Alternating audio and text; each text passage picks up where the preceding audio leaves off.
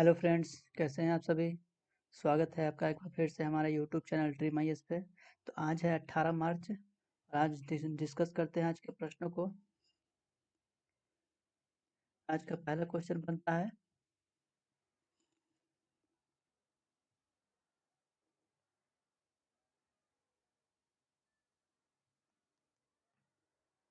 सर्वश्रेष्ठ सर्वश्रेष्ठ अभिनेता पुरस्कार सर्वश्रेष्ठ अभिनेता ऑस्कर पुरस्कार के लिए नामांकित होने वाले पहले मुस्लिम कौन बने हैं। तो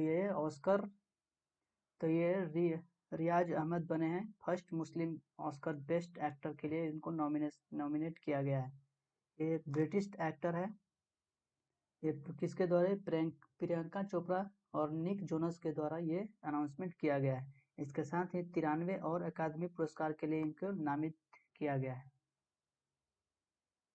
93 लोगों को इसमें 93 लोगों को अकादमी पुरस्कार के लिए नामित किया गया है। रिज अहमद जो एक मुस्लिम अभिनेता है जिन्होंने सर्वश्रेष्ठ अभिनेता श्रेणी में नामांकित किया है। यह पहले पाकिस्तानी मूल के अभिनेता भी हैं।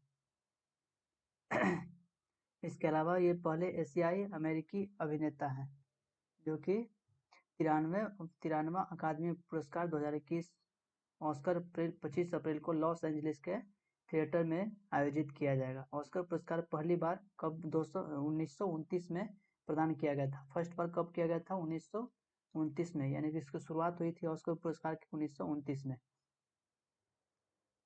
16 मार्च 2021 को जारी रिपोर्ट के अनुसार विश्व स्तर पर सबसे अधिक प्रदूषित राजधानी के रूप में कौन सी राजधानी का स्थान आया है? तो सबसे एक नंबर पे दिल्ली राजधानी को दिया गया है, इंक्लूड किया गया है। 2020 में है 84% इनको एथी में एयर क्वालिटी में इम्प्रूव की मिला है इसको।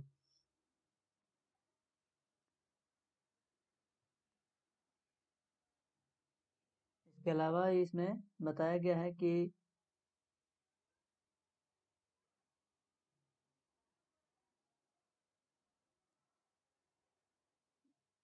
इंडिया के इससे और भी कई सारे शहर इसमें जो है बहुत सारे शहर को भी नामित किया गया है, जैसे कि जिसमें एक दिल्ली राजधानी के रूप में पहले है, दूसरा नंबर पर ढाका है। इस तरह से कई शहरों को भी नामित किया गया है। कैपिटल रैंकिंग के अनुसार देखें तो इसमें एयर क्वालिटी में सबसे नंबर 1 पे है, जो कि बेस्ट माना गया है। उसमें यूएस वर्जिन है आइसलैंड के। और सबसे नीचे स्थान पे माना गया है दिल्ली को, जो कि 92 नंबर पे है। अच्छा प्रदर्शन में टॉप टॉप 10 में यदि बात करें तो यूएस वर्जिन आइसलैंड है, जो एयर क्वालिटी में बेस्ट है। वहीं इसके बाद स्कॉटहोम, एनसिक, वेलिंगटन, इस तरह से है। और नीचे अगर वर्स्ट क्वालिटी की बात करें, तो खराब प्रदर्शन की बात करें, तो काठमांडू, जकार्ता, मनामा, इस तरह से दिल्ली 92 नंबर पे है। दुनिया के 30 सबसे प्रदूषित शहरों में से 2 भारत में है। दिल्ली को वैश्विक स्तर पर सबसे प्रदूषित राजधानी के रूप में स्थान दिया गया है। यह 16 मार्च 2021 की एक रिपोर्ट में कहा गया है। वैश्विक शहरों की रैंकिंग रिपोर्ट 106 देशों में 2.5 डेटा पर यह आधारित है। एक पायलट प्रोजेक्ट रिहैब मधुमक्खियों का उपयोग कर हाथी मानव हमलों को कम करना, यह किस राज्य में शुरू किया गया है? तो अभी इसका शुरुआत किया गया है कर्नाटक में। सॉरी, एक कर्नाटक में इसकी शुरुआत की गई है, यानी कि जो हाथी से जो मनुष्यों के हाथी के थ्रू जो मनुष्यों को नुकसान भी पहुंचने वाला है, उसको देखते हुए ये प्रोजेक्ट लाया गया है। इसको बचाने के लिए एक मधुमक्खी का इस तरह से बॉक्स रख दिया जाएगा ताकि हाथी के रास्तों को डाइवर्ट किया जा सके। ये कहाँ किया गया है? कर्नाटक में नागरहोल नेशनल पार्क और टाइगर रिजर्व में ये किया जाएगा इसका। जो भी मानव हाथी संघर्ष के द्वारा जंगल और गांवों की में खतरे बढ़ते हैं हाथी की वजह से, उसको दूर करने के लिए मधुमक्खियों का उपयोग किया जाएगा। यह मानव मधुमक्खियों के छत्ते जिस तरह से एक छत्ते का बॉक्स लगा दिया जाएगा और उसमें मधुमक्खी रहेगा, जिसकी वजह से हाथियों के रास्ते का डाइवर्ट किया जाएगा, जिससे होने वाले नुकसान से बचा जा सके। ये किसके द्वारा चलाया गया है? Khadi and village industries commission के द्वारा ये प्रोग्राम चलाया गया है। इसकी स्थापना हुई थी ये khadi and village industries commission act 1956 के द्वारा ये चलाया गया है। यह एमएसएमई के अंतर्गत आता है।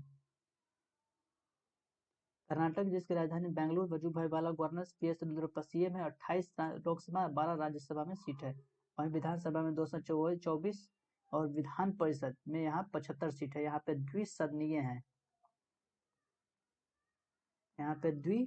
है। वही नेशनल पार्क की बात करें तो आंसी, बांदीपुर, बन्नेरघट्ट, कुद्रेमुखु और नागरहोल नेशनल पार्क स्थित है। किस राज्य सरकार ने सभी सड़क के किनारे की धार्मिक संरचनाओं को हटाने का आदेश दिया है? तो अभी हाल ही में ये उत्तर प्रदेश के द्वारा घोषणा किया गया है कि जो भी यूपी गवर्नमेंट के द्वारा ये ऑर्डर दिया गया है कि जो भी रिलीजियस से रिलेटेड स्ट्रक्चर है और जो पब्लिक रोड के किनारे नहीं होना चाहिए, उसको हटाने के लिए बोला गया है। यह 11 मार्च 2021 को उत्तर प्रदेश सरकार ने इसको आदेश दिया है। 1 जनवरी 2011 से पहले इसमें कहा गया है कि जो भी स्ट्रक्चर है जो 2011 से पहले की संरचना है उसे दूसरे जगह पे शिफ्ट किया जाएगा, दूसरे प्राइवेट लैंड पे शिफ्ट किया जाएगा, गवर्नमेंट लैंड पे। जून 2016 में इलाहाबाद उच्च हाई कोर्ट ने यह सरकार को इसके ऊपर जिम्मेदारी दी थी, धार्मिक संरचनाओं को हटाने के लिए बोला गया था। राजधानी लखनऊ, आनंदीबेन पटेल गवर्नर, सीएम योगी आदित्यनाथ, लोकसभा में 80, राज्यसभा में 31 सीट है। वहीं विधानसभा में 404 सीट है और यहाँ पर भी द्विसदनीय है। विधान परिषद में 100 सीट है। नेशनल पार्क की बात करें तो दुधवा एकमात्र नेशनल पार्क यहाँ स्थित है। विश्व का सबसे बड़ा फ्लोटिंग सोलर फार्म किस देश में बनाया जा रहा है? तो इसकी शुरुआत हो गई है सिंगापुर में। सिंगापुर में दुनिया का सबसे बड़ा फ्लोटिंग सोलर फार्म लगाया जा रहा है। समुद्र के तट पे तैरता हुआ सोलर प्लांट लगाया जाएगा। यह प्रोजेक्ट सैमरोक इंडस्ट्रीज द्वारा बनाया जा रहा है। 2025 तक देश में बिजली की जरूरतों को 2% और फिर 2030 तक 3% करने का लक्ष्य रखा गया है सौर ऊर्जा के द्वारा। यह नदी से 467 मीटर पर केंद्रीय फैलाव करेगा और नदी तल से 359 मीटर की ऊंचाई पर बनाया जाएगा। सिंगापुर, इसकी राजधानी सिंगापुर है। इसके प्रेसिडेंट कौन है? हलीमा याकूब। प्रधानमंत्री है, यहाँ के प्रधानमंत्री ली हिंसेन लुंग और करेंसी यहाँ की सिंगापुर डॉलर। हाल ही में प्रधानमंत्री नरेंद्र मोदी ने के प्रधान सलाहकार ने इस्तीफा दे दिया। उनका नाम क्या है? पीके सिन्हा, जिन्होंने पीएमओ से अभी हाल ही में इस्तीफा दिया है। पीके सिन्हा ने अभी हाल ही में पीएमओ से इस्तीफा दिए हैं। उन्हें पीएमओ में पहले विशेष ड्यूटी पर ओएसडी के पर अधिकारी के रूप में नियुक्त किया गया था। इसके अलावा उन्हें 2 वरिष्ठ अधिकारी पीएमओ में सलाहकार के रूप में सेवारत थे, जिसमें भास्कर खुलवे और अमरजीत सिन्हा, जो दोनों 1983 बैच के सेवानिवृत्त आईएएस अधिकारी हैं। इसके अलावा जो सिन्हा थे, पीके सिन्हा जो थे, उन्होंने उत्तर प्रदेश कैडर के 1997 बैच के 1977 बैच के आईएएस अधिकारी थे, जिन्होंने भारत सरकार में उच्च ऊर्जा मंत्रालय के सचिव भी थे और 2015 से 4 साल तक कैबिनेट सचिव के रूप में कार्य भी किया है।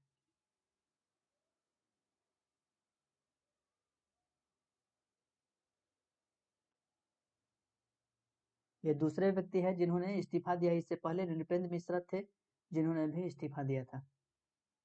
दिल्ली प्रौद्योगिकी विश्वविद्यालय में इनोवेशन लैब की स्थापना किस समूह के द्वारा किया जा रहा है?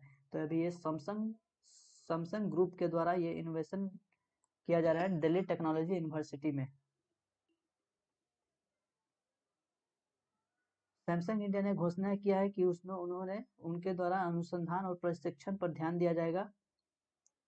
इसके लिए बढ़ावा दिया जाएगा। सैमसंग इनोवेशन लैब का एक उद्घाटन किया जाएगा, जहाँ पे क्या किया जाएगा, रिसर्च किया जाएगा, नए प्रयोग वहां पे किए जाएंगे।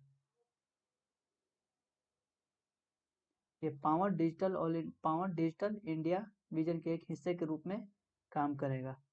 एक इस तरह से एक इनोवेशन लैब की स्थापना किया जाएगा, ताकि वहां पे कुछ नई नई चीजों का इनोवेशन हो सके, रिसर्च किया जाए। इसके फाउंडर कौन है, ली ब्यूंग चुल। 1 मार्च 1938 को इसकी स्थापना हुई थी। 1 मार्च 1938 की स्थापना हुई थी। ये साउथ कोरिया का एक कंपनी है। इसका मुख्यालय भी है सियोल के, दक्षिण कोरिया के सियोल में। सभापति कौन है, ली जाए योंग। सैमसंग सैमसंग कहाँ के है कंपनी, दक्षिण कोरिया की। हेडक्वार्टर इसका मुख्यालय है सियोन। भारतीय रिजर्व बैंक ने 16 मार्च 2021 को मानदंडों के उल्लंघन के लिए किस बैंक पर 2 करोड़ रुपए का जुर्माना लगाया है? तो ये एसबीआई पर भी जुर्माना लगाया गया है 2 करोड़ रुपए का। 2 करोड़ रुपए का पेनल्टी लगाया गया है, क्योंकि इनके दो ट्रांजैक्शन को लेकर, जो भी ट्रांजैक्शन था उनके द्वारा ये नॉर्म्स को पूरा नहीं कर पाए।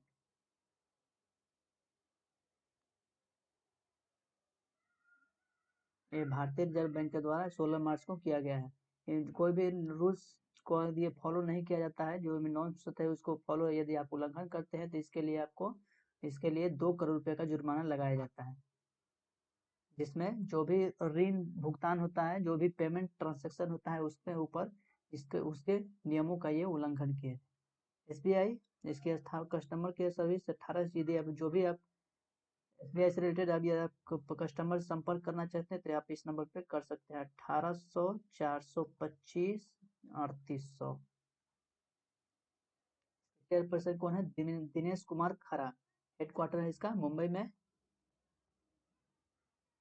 हेडक्वार्टर इसका मुंबई में है। इसका स्थापना हुई थी 1955 में, जुलाई 1 जुलाई 1955 में। इसका ब्रांच कौन है, state bank of India Bastar, Chhattisgarh में। सब्सिडी देती है SBI card, SBI life insurance का। स्पिनर राशिद खान ने 21वीं शताब्दी के पहले गेंदबाज बने हैं, जिन्होंने एक ही टेस्ट में सर्वाधिक ओवरों की गेंदबाजी करने का एक रिकॉर्ड बनाया है। वह किस देश के क्रिकेटर हैं? तो राशिद खान, जो कि अफगानिस्तान के एक क्रिकेटर हैं, जिन्होंने अभी हाल ही में 6 विकेट लिए हैं जिम्बाब्वे के खिलाफ, और 6 विकेट लेकर उन्होंने टेस्ट सीरीज को 1-1 से बराबरी किया। 99.2 ओवर। राशिद खान ऐसे खिलाड़ी हैं जिन्होंने अभी अब तक सबसे पहले नंबर पे है, जो एक ही ओवर में 99.2 ओवर फेंक चुके हैं। ये अब तक का सबसे बड़ा ओवर इन्होंने एक टेस्ट में फेंका है। ये इसके अलावा ऑस्ट्रेलिया के स्पिनर जो है सेनवार, उनके रिकॉर्ड को ये तोड़ दिया है। सेनवार जो थे ऑस्ट्रेलिया के, उन्होंने 98 ओवर एक मैच में फेंके थे, जिनको अभी रिकॉर्ड तोड़ा गया है 99.2 ओवर फेंककर। किसके खिलाफ? राशिद खान ने तोड़ा है जिम्बाब्वे के खिलाफ मैच में। यह 1998 के बाद किसी गेंदबाज द्वारा फेंके गए ओवरों की सर्वाधिक संख्या है। आंकड़ा हम देख सकते हैं, जैसे कि राशिद खान जो कि 99.2 ओवर फेंके हैं, 20 को मेडन फेंका है, 275 मैच खेले हैं, 11 विकेट लिए। जिम्बाब्वे के खिलाफ ये किया है 10 मार्च 2021 को। इसके अलावा सेनवार जो थे 98 ओवर फेंक चुके थे। इसके अलावा मुथैया मुरलीधरन 97, फिर से एक बार मुथैया मुरलीधरन 96, और नेथन लायन थे ऑस्ट्रेलिया के, जो 94 ओवर एक मैच में फेंक चुके हैं। हाल ही में लू ओंटेस का निधन हो गया। वह निम्नलिखित में से किसके आविष्कारक थे? तो ये ऑडियो कैसेट टेप के एक आविष्कारक थे, जिनका अभी हाल ही में निधन हो गया। इस तरह से एक कैसेट पहले हुआ करता था, जिसका टेप रिकॉर्डर की तरह जो बजता था, जिनका ये इन्होंने आविष्कार किया था। ये इस तरह से ऑडियो कैसेट आप देखे होंगे, पहले ये इसी तरह से चलता था। 94 साल की उम्र में इनकी मृत्यु हुई। ऑडियो कैसेट टेप के एक आविष्कारक थे, एक डच आविष्कार इंजीनियर थे, जिन्होंने ये आविष्कार किया था। 1963 में ओटिस ने बर्लिन रेडियो शो इलेक्ट्रॉनिक्स मेले में पहला कैसेट टेप प्रस्तुत किया था। 16 मार्च 2021 को निम्नलिखित में से कौन सा लंबी कूद का खिलाड़ी टोक्यो ओलंपिक के लिए क्वालिफाई किया है? तो यह अभी हाल ही में किसके द्वारा किया गया है? मुरली श्री शंकर के द्वारा। लॉन्ग जंप पर मुरली श्री शंकर द्वारा क्वालिफाई हो गया है टोक्यो ओलंपिक में। ये 8.22 मीटर की ओलंपिक जंप लगाकर ओलंपिक में क्वालिफाई किए। 16 मार्च 2021 को लॉन्ग जंप पर मुरली श्री शंकर ने टोक्यो ओलंपिक में क्वालिफाई किया। कितना जंप लगाया? 8.22 मीटर। केंद्रीय रिजर्व पुलिस बल के नए महानिदेशक के रूप में किसे नियुक्त किया गया है? तो अभी हाल ही में नियुक्त किया गया है कुलदीप सिंह। कुलदीप सिंह को एडिशनल चार्ज नियुक्त किया गया है डीजी सीआरपीएफ का, सेंट्रल रिजर्व पुलिस फोर्स। पश्चिम बंगाल कैडर के 1986 बैच के आईपीएस अधिकारी हैं।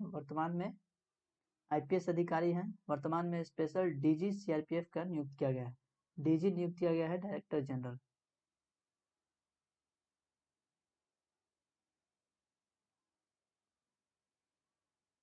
और 30 सितंबर 2022 तक महानिदेशक सीआरपीएफ नियुक्त किया गया था, यानी उनकी सेवानिवृत्ति की तारीख थी 30 सितंबर उनका लास्ट डेट था। इसके अलावा एपी महेश्वरी का स्थान लेंगे ये, जो 28 फरवरी 2021 को सुपर कनेक्ट के कारण इनका लास्ट डेट था पद का। Central reserve police force CRPF, जिसकी स्थापना कब हुई थी? इसका हेडक्वार्टर न्यू दिल्ली में है, याद रखेंगे आप, न्यू दिल्ली में इसका हेडक्वार्टर। इसका फॉर्मेशन हुआ था 1939 में, 27 जुलाई 1939 में। इसके अलावा इसके फाउंडर कौन है? पार्लियामेंट ऑफ इंडिया, ये संसद भवन पार्लियामेंट ऑफ इंडिया इसके संस्थापक है, फाउंडर है। राष्ट्रीय टीकाकरण दिवस किस तिथि को मनाया जाता है? तो ये 16 मार्च को नेशनल वैक्सीन डे मनाया जाता है। नेशनल वैक्सीनेशन डे 16 मार्च को। Prevention is better than cure, the day is observe to enhance awareness for the eradication of polio from planet Earth, savouring the community with the gift of unity. इस बार का ये theme है। Theme क्या है? Savouring the community with the gift of humanity. Theme जो भी exam में theme बहुत पूछा जाता है, इसलिए जो भी थीम रहता है कोई स्पेशल डे का, तो उसका थीम आप याद रखेंगे जरूर। Savouring the community with the gift of humanity, इस बार का यह थीम है। राष्ट्रीय टीकाकरण दिवस, इसे टीकाकरण दिवस भी कहा जाता है। हर साल ये 16 मार्च को मनाया जाता है, ताकि पूरे राष्ट्र को टीकाकरण का महत्व बताया जा सके। राष्ट्रीय गार्ड सुरक्षा के महानिदेशक के रूप में किसे नियुक्त किया गया है? तो एम एन गणपति को अपॉइंटेड किया गया है एनएसजी का, नेशनल सिक्योरिटी गार्ड। ये 1986 बैच के इंडियन आईपीएस अधिकारी है। इसका भी हेडक्वार्टर कहाँ है? न्यू दिल्ली में। हेडक्वार्टर कहाँ है? न्यू दिल्ली में। इसकी स्थापना कब हुई थी? 1986 में।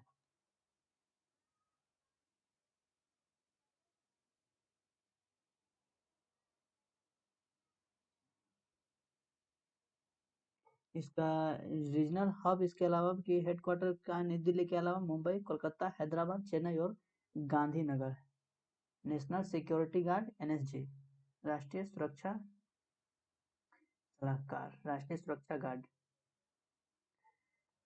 ये एक वरिष्ठ आईपीएस अधिकारी है एम एन गणपति, जिन्होंने 16 मार्च 2021 को इनका महानिदेशक के रूप में इनको नियुक्त किया गया है। ये उत्तराखंड कैडर के 1986 बैच के आईपीएस अधिकारी है। वर्तमान में ये director general bureau of civil aviation security भी है। उन्होंने पद में शामिल होने की तारीख 29 फरवरी 2024 तक के लिए इनको नियुक्त किया गया है। कब तक ये रहेंगे अपने पद पे? 2024 तक। जेवेलिन थ्रो में 63.24 मीटर के सर्वश्रेष्ठ थ्रो के साथ फेडरेशन कप में स्वर्ण किसने जीता है? तो ये अनु रानी ने अभी ये जीता है। जो 63 पर जो भाला फेंक होता है ना, वो भाला फेंक वाला है, जो 63.24 मीटर तक इन्होंने थ्रो फेंका है। ये पटियाला में फेडरेशन कप की प्रतियोगिता में उत्तर प्रदेश की है, जो इन्होंने एथलीट का तीसरा और सबसे अच्छा थ्रो मारा, 63.24 मीटर। ओलंपिक योग्यता के ओलंपिक में जाने के लिए आवश्यक है 64 मीटर। 28 वर्ष के ये है, जो ने पहली बार 2014 में 58.83 मीटर का थ्रो फेंका था। उनका नवीनतम निशाना 2019 में कितना है? 62.43 मीटर। तो ये थे आज के 15 क्वेश्चन। उम्मीद है आपको बेहतर समझ में आया होगा। यदि समझ में आए तो लाइक और शेयर करेंगे। वीडियो को लाइक और शेयर करिएगा। चैनल पर नए हैं तो सब्सक्राइब कीजिएगा। और इसके अलावा जो भी आपके प्रश्न हैं आप हमसे पूछ सकते हैं। यदि कोई शिकायत है तो आप हमें कमेंट कर सकते हैं, नहीं तो थोड़ा सा वेट करिएगा तो हम अगले वीडियो में फिर आएंगे।